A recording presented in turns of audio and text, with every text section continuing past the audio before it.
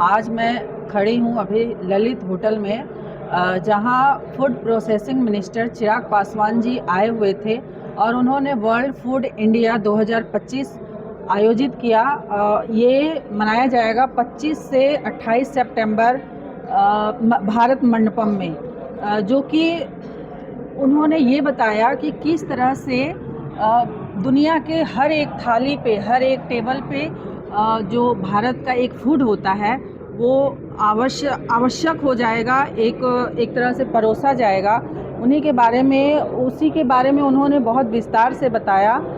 आइए देखते हैं उन्होंने क्या क्या बातें की। शुरुआत में सेक्रेटरी साहब के द्वारा दी ही गई और प्रेजेंटेशन के माध्यम से मुझे लगता है काफी विस्तार में टेक्निकल पहलुओं आप सबके समक्ष विस्तार से रखा गया। इसके बाद भी कोई सवाल जवाब होंगे तो डेफिनेटली हम लोग यहाँ पर हैं उनका जवाब देने के लिए। पर इसके पीछे की सोच क्या है ये आज मैं आप लोगों के साथ में साझा करना चाहता हूं, क्योंकि ये चौथा एडिशन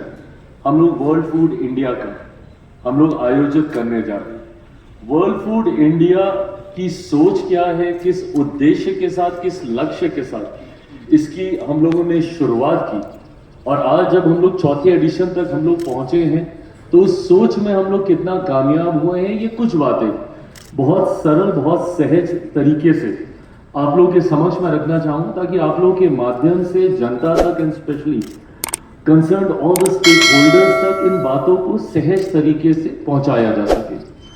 वर्ल्ड फूड इंडिया की शुरुआत 2017 में हमारी इंडिया की सरकार के द्वारा की गई। इसके पीछे की सोच ये रही कि भारत एक कृषि प्रधान देश है, भारत की एक बड़ी आबादी कृषि से जुड़ी हुई है। किसान हमारे अन्नदाता जो इस बात को सुनिश्चित करते हैं कि न सिर्फ हर एक भारतीय बल्कि वो देश भी जहां पे खाद्य की कमी है उस तक भी कैसे हम लोग अपनी मदद पहुंचा सकें। इस सोच के साथ भारत ने लंबे समय तक दुनिया में एक अहम भूमिका निभाने का कार्य किया। पर आज की तारीख में जिस तरीके से परिस्थितियां बदल रही हैं, जिस तरीके से लाइफस्टाइल्स बदल रहे हैं, जिस तरीके से ग्लोबली आपको चेंजेस देखने को मिल रहे हैं, धीरे धीरे सिर्फ खाद्य पदार्थ ही नहीं बल्कि प्रसंस्करण भी इसका एक बहुत महत्वपूर्ण हिस्सा बना है। कैसे प्रोसेसिंग के माध्यम से हम लोग लंबे समय तक खाद्य पदार्थों को हम लोग फ्रेश रख सकते हैं, कैसे उसको भारत के कोने कोने तक लेकर जा सकते हैं और ना सिर्फ भारत के कोने कोने तक लेकर जा सकते हैं बल्कि वैश्विक बाजार में भी कैसे हम लोग भारतीय पदार्थों की उपस्थिति को मजबूती से दर्ज करा सके प्रसंस्करण के माध्यम से, प्रोसेसिंग के माध्यम से। इस सोच के साथ हम लोगों ने इस सेक्टर को बढ़ावा देने का प्रयास किया और इसी सोच के साथ हम लोगों ने वर्ल्ड फूड इंडिया का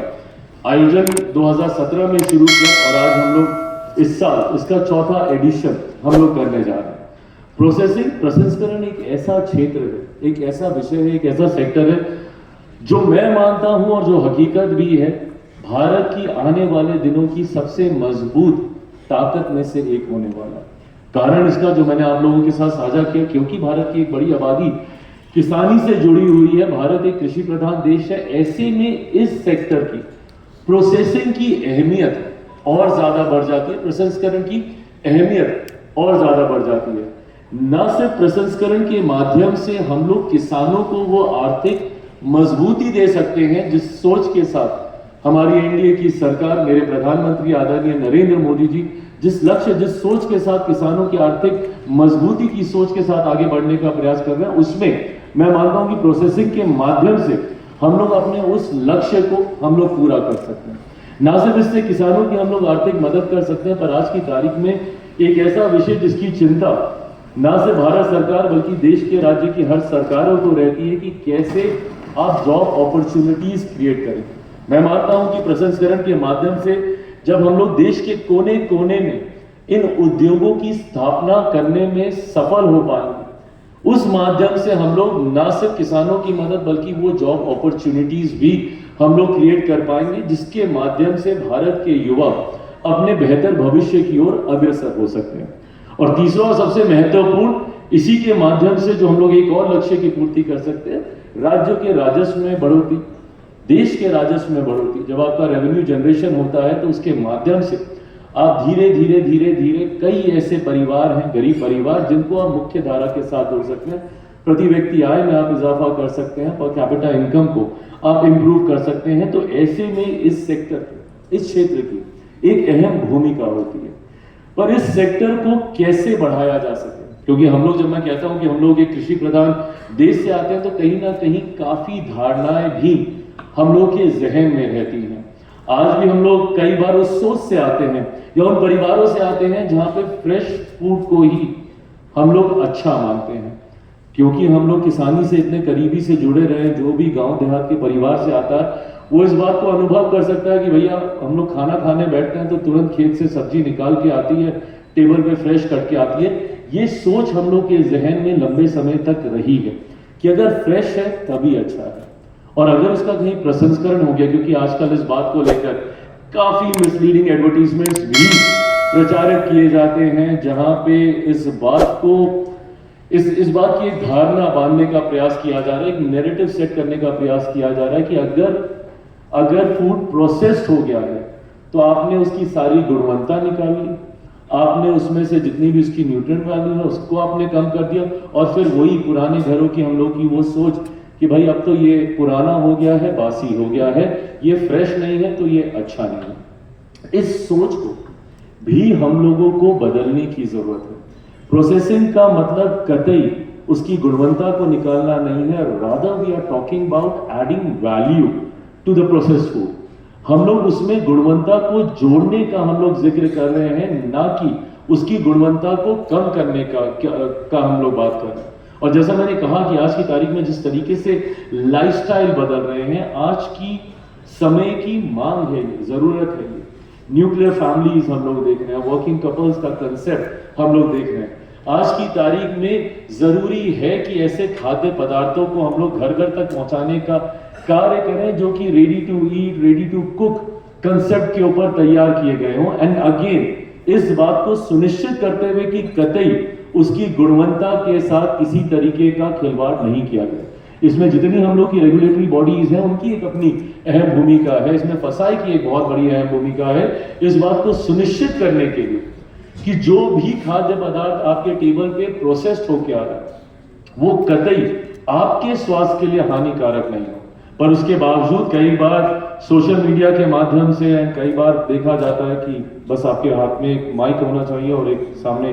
कैमरा होना चाहिए और आप अपने में एक खाद्य विशेषज्ञ बन जाते हैं और वो तमाम बातों का आप जिक्र करने लगते हैं जो संभवतः टेक्निकली करेक्ट नहीं होगी। आज की तारीख में प्रोसेसिंग क्यों हम लोग उस स्तर तक नहीं लेकर जा पाते, क्योंकि ये जो नैरेटिव सेट किया है कि प्रोसेस्ड है तो बैड है, ये कंसेप्ट गलत है। मैं इस बात को स्वीकार नहीं करूंगा और मैं इसको नहीं मानूंगा कि प्रोसेस्ड फूड को हम लोग बैड करें। आपको ये डिफरेंस, और मेरे मीडिया के साथियों के माध्यम से ये डिफरेंस जनता तक, समाज तक, देश तक जाने की जरूरत है कि आपको डिफरेंस समझना होगा कि प्रोसेस्ड फूड क्या है, जंक फूड क्या है, ऐसे फूड क्या है जिसमें संभवतः कार्बोहाइड्रेट बहुत ज्यादा है, शुगर कंटेंट बहुत ज्यादा है, जो आपके स्वास्थ्य पे हानिकारक इफेक्ट कर सकते हैं। बट आपको एट द सेम टाइम ये भी समझना जरूरी है कि एक बड़ा सेक्शन प्रोसेसिंग में ऐसा है जो आपके खाद्य पदार्थों की गुणवत्ता को बढ़ाकर उसको एनहेंस कर आपके डाइनिंग टेबल तक लाने का कार्य करता है। पर क्योंकि एक फॉल्स नैरेटिव को कई बार इतना ज्यादा स्ट्रॉन्ग कर दिया जाता है, जिसका परिणाम है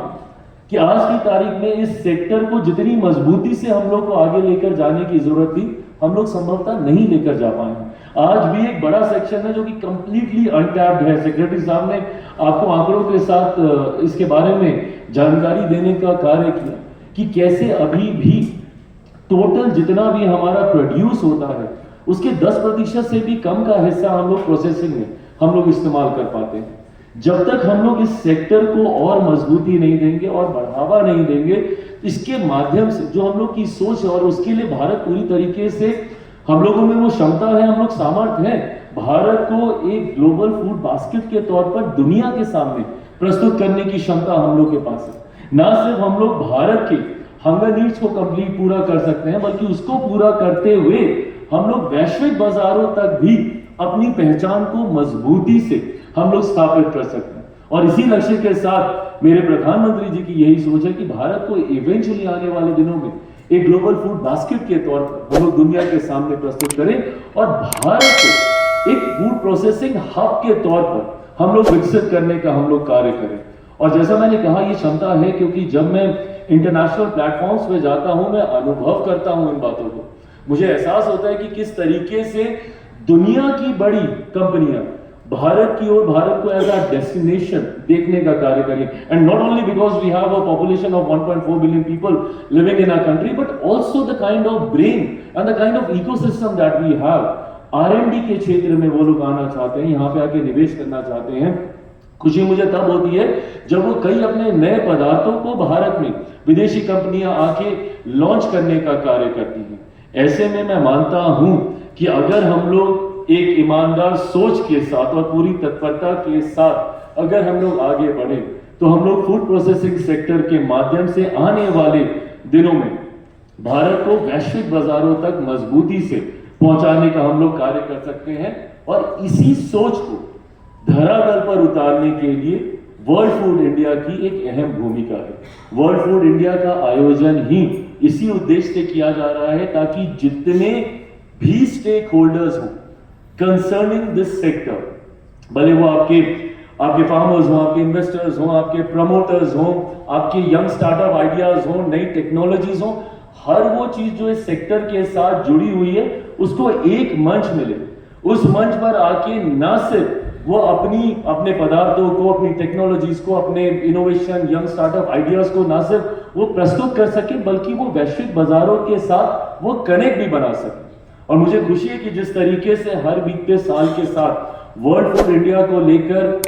ना सिर्फ भारत में बल्कि ग्लोबली भी एक एक्साइटमेंट देखने को मिल रहा है। बड़े बड़े देश आज की तारीख में उत्साह के साथ इंतजार करते हैं कि भारत में कब वर्ल्ड फूड इंडिया होगा और वो आएंगे और इस मंच का वो इस्तेमाल करेंगे। जिस तरीके से हम लोगों ने ओवर द पास्ट 4 एडिशंस हम लोगों ने ग्रो किया है वर्ल्ड फूड इंडिया में, ना सिर्फ एरिया वाइज, ना सिर्फ नए नए और स्टेक होल्डर्स को इसमें कैसे हम लोग इन्वॉल्व करें, इस माध्यम से हम लोगों को भी इस बात का एहसास हुआ है कि ये मंच एक बहुत बड़ी ताकत आने वाले दिनों में भारत की प्रोसेसिंग इंडस्ट्री को आगे लेकर जाने के लिए बन सकता है। और इसीलिए एक बार फिर से हम लोग 2025 का वर्ल्ड फूड इंडिया हम लोग आयोजित करने जा रहे हैं। 25 तारीख से लेके 25 सितंबर से लेके 28 सितंबर तक इसका आयोजन भारत मंडपम में, दिल्ली में भारत मंडपम में किया जाएगा। उम्मीद ही नहीं, पूरा विश्वास है कि पिछली बार से बहुत ज्यादा मजबूत उपस्थिति विदेशी डेलीगेशंस की यहाँ पर होने जा रही है। मुझे खुशी है कि जिस उत्साह के साथ भारत के अलग अलग प्रदेश भी इसमें पार्टिसिपेट करते हैं, जिस तरीके से जितनी अलाइड मिनिस्ट्रीज का इसमें इन्वॉल्वमेंट रहता है, उनकी इसमें भागीदारी रहती है। ना सिर्फ वो आते हैं, ना सिर्फ अपने विषयों को वो वहाँ पर रखते हैं, बल्कि जो इंट्रैक्शंस भी होते हैं, अलग अलग सेशंस भी हम लोग इसमें कंडक्ट करते हैं। उस सेशंस के माध्यम से जो डिस्कशंस होती हैं और उसका जो निष्कर्ष निकलता है वो हम लोगों को भी मदद करता है कैसे इस सेक्टर को हम और ज्यादा सहज बना सकें, कैसे इस सेक्टर को हम और ज्यादा एक्सेसिबल बना सकें। मुझे लगभग 1 साल हुआ है मेरे प्रधानमंत्री आदरणीय नरेंद्र मोदी जी के द्वारा इस विभाग की जिम्मेदारी दिए हुए, और पिछले इस 1 साल में मैंने ये एक ईमानदार प्रयास किया है कि मैं वो ब्रिज बनूं, मैं वो कनेक्ट बनूं between the industry and the policy makers, my ministry. मैं उस ब्रिज को बनने का मैंने प्रयास किया है जिसके माध्यम से रेगुलेशंस ऐसे हों जो कि हमारे तमाम चिंताजनक विषयों को ध्यान में रखते हुए, मद्देनजर रखते हुए ऐसे स्टैंडर्ड्स का हम लोग निर्माण करें जो इवेंचुअली ग्लोबल स्टैंडर्ड्स की भूमिका निभाने का कार्य करें। इसमें फसाई के साथ भी हम लोग निरंतरता में बैठकर हम लोग चर्चा करते हैं। वर्ल्ड फूड इंडिया में भी ग्लोबल रेगुलेटर्स के साथ हम लोग हर साल एक समिट आयोजित करते हैं जहां पे ग्लोबली रेगुलेशंस में क्या क्या चल रहा है और कैसे भारत उसमें एक अहम भूमिका निभा सकता है, कैसे रेगुलेशंस में हम लोग और इस बात को सुनिश्चित कर सकते हैं कि जहां पे इंडस्ट्री को बहुत ज्यादा तकलीफों का सामना ना करना पड़े, क्योंकि कई बार रेगुलेशंस ऐसे भी बना दिए जाते हैं कि सामने वाले की इच्छा शक्ति को ही वो तोड़ दें इस क्षेत्र में आने से। तो बिना इस बात की परेशानी सामने वाले को दिए हुए इस बात को भी सुनिश्चित करने की जिम्मेदारी अंततः हमारे ऊपर ही आती है कि जो कंज्यूमर है, कतई उनके पास उनके टेबल पे कोई ऐसा खाद्य पदार्थ ना जाए जो उनकी सेहत के साथ किसी भी तरीके का खिलवाड़ करे। तो इन तमाम बातों को बैलेंस करते हुए कैसे रेगुलेशंस को हम लोग और बेटर करें, कैसे हम लोग अलग अलग स्टार्टअप आइडियाज जो यंग ब्रेन्स आते हैं कैसे उनको एक कंप्लीट इंक्यूबेशन हम लोग प्रोवाइड करके दे, वो कंप्लीट हैंड होल्डिंग उनको हम प्रोवाइड करके दे। इसमें मैं निफ्टम का भी विशेष तौर पे मैं धन्यवाद करूंगा, उनकी एक बहुत अहम भूमिका रही है। जिस तरीके से निफ्टम के माध्यम से इन स्टार्टअप्स को वो इंक्यूबेशन का मौका मिलता है, उनको अपनी नई नई सोच को आगे लेकर जाने का मौका मिलता है। और मुझे लगता है कि शायद यही एक कारण है कि लंबे समय से हमारे मंत्रालय की मांग भी रही थी कि देश को एक और निफ्टम की जरूरत है। अभी तक देश में से मात्र 2 निफ्टम थे, एक कुंडली हरियाणा में था, दूसरा तांजावुर में,